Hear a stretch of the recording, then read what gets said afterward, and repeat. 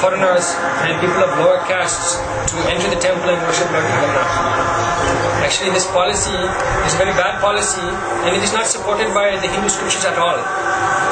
In the Bhagavad Gita, Krishna says, Aham Bija Pradapitha, I am the father of all living entities. He never says that I am only the father of the Indians or I am only the father of the Orissa people. He says, all living entities, I am the father. So if Krishna is the father of all living entities and we are all his children, don't the children have the right to enter the father's house? Will the father be happy if his child is turned away by the servant? Certainly not. So Jagannath, he is not happy about this.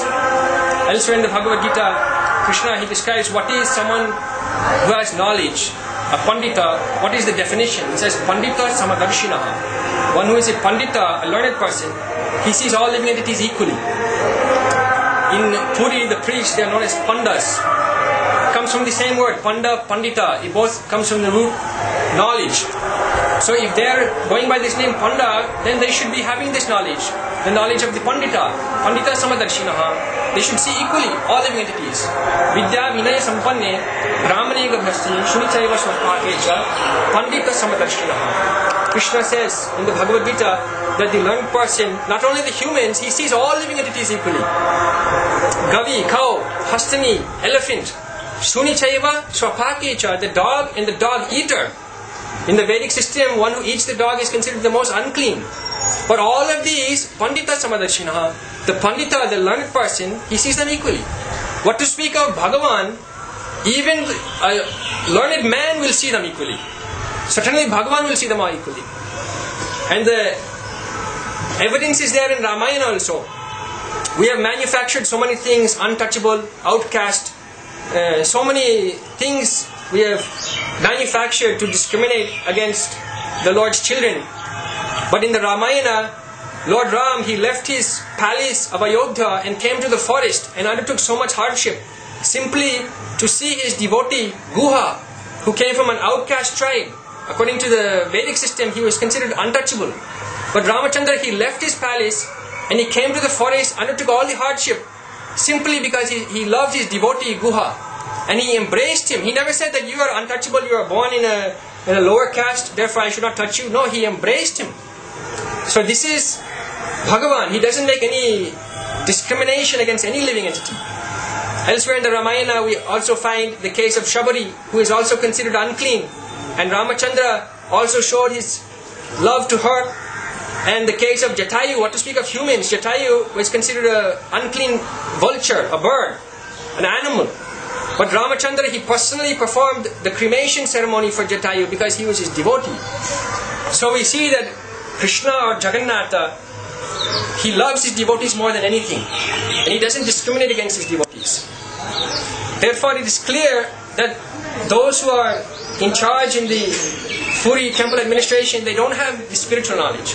Only they know how to do the puja, how to ring bells, how to do rituals. But the spiritual knowledge, it is not there. If they had the spiritual knowledge, then Pandita Samadarshina, they should see all the living entities equally and allow all of the Lord's children inside. Why are you calling him as Jagannatha? The name Jagannatha means what? Jagatanatha, who is the Lord of the entire universe. His name is not Indianatha, Bharatanatha, Oriyanatha. This is not his name. His name is Jagannatha. So that means to the entire Jagat, the entire universe, he is the Lord. So the devotees from the entire universe, they have right to come and worship their Lord. But you are artificially putting this discrimination against them. No, you are from a low caste, you are from a low family, you are from a foreign country, therefore you cannot come and see the Lord. Jagannath is not happy with this. And the proof is there, why gigantic stones are falling from the temple ceiling and crushing people in Puri. Thousands of temples in India are there. Are the stones from the ceiling falling and crushing people? No. But in Puri it is happening. So certainly you must know that Jagannath is not happy with something. And if you study the case, you will see it is because they are not allowing the Lord's devotees to come in. We see in the Bhagavad Purana, when Sudama Vipra came to meet Lord Krishna in Dwaraka, Krishna came running out of his palace to greet him. And then he washed his feet. Krishna, Bhagavan himself, washed the feet of the devotee. So just see how much love he has for his devotees. But you are telling that the devotees are coming. No, you are untouchable. You are not fit to come in. But Bhagavan never says this. You are manufacturing this. And it is hypocritical because while the devotee is untouchable, the foreign devotee is untouchable, But the foreign devotees' donation, foreign money, oh no, that we will take. 2 weeks ago, the Puri temple, they accepted 2 crore rupees donation from a European devotee. They never thought that this money is untouchable. They never thought that this money is unclean. No, money, that can enter the temple. But the foreign devotee who has devotion in their heart, no, they are untouchable. So this is a hypocritical situation where you accept the foreign's money and donation as clean and fit to enter the temple. But when it comes to the devotees themselves, no, they are untouchable. So this policy, it is not supported at all by the scripture, nor is it supported by law, because as we can see on the sign, it is written, non-Hindus not allowed. So if non-Hindus are not allowed, then those who have converted to Hinduism, who have received certificates from organizations like Arya Samaj, that are recognized by the government of India as Hindus, based on these certificates, why they are not allowed into the temple? You are saying Hindus not allowed, but the government has recognized them as Hindus. So according to law, they should be allowed in the temple. So neither they are following the law of the government, nor they are following the law of God in the scriptures. So in all cases, it is criminal. So the government must act and put an end to this. The Christian missionaries, they are utilizing this information to convert thousands and thousands of tribal people in Orissa, the Adivasi community.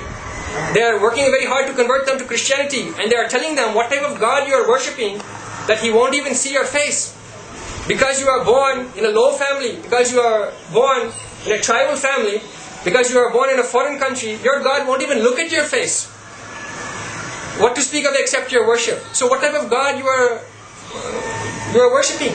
So like this, they are spreading these stories and these rumors, and they are converting so many innocent tribals away from Hinduism to other religions. Therefore, the Puri administration, they are doing the greatest disservice to Hinduism possible.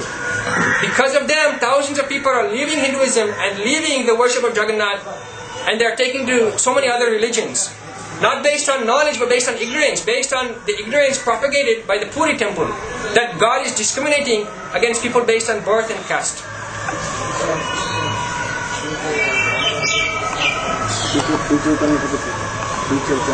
No, let